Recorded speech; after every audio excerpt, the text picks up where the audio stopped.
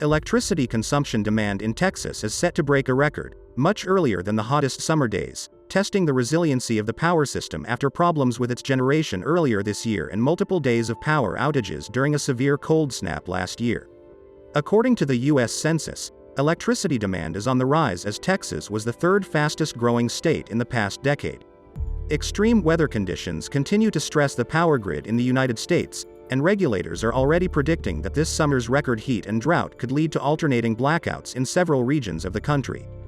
The Biden administration recently declared a state of emergency on generating capacity, declaring a state of emergency and allowing temporary extension and tax-free importation of solar cells and modules from Southeast Asia. Biden, of course, blames Russia, as well as climate change, as drivers of the new state of emergency. Many factors threaten the ability of the United States to produce enough electricity to meet expected consumer demand. These factors include disruptions in energy markets caused by the Russian invasion of Ukraine and extreme weather events exacerbated by climate change. The problem also extends to solar panels for the U.S. because the country imports them from Southeast Asia, with 75% of the panels imported in 2020 coming from Southeast Asia.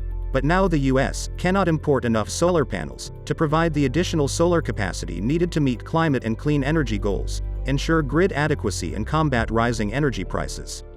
This shortage of solar panels and panel components has seriously challenged short-term increases in solar capacity that otherwise could help to provide enough electricity generation to meet consumer demand.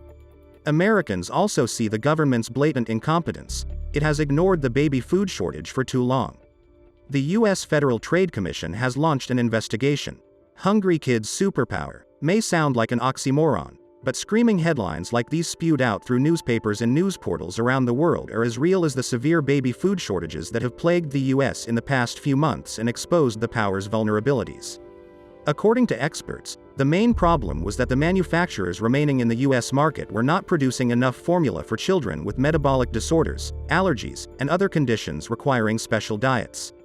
The shortage reached alarming levels last month, forcing President Joe Biden to send military planes to pick up supplies from Europe.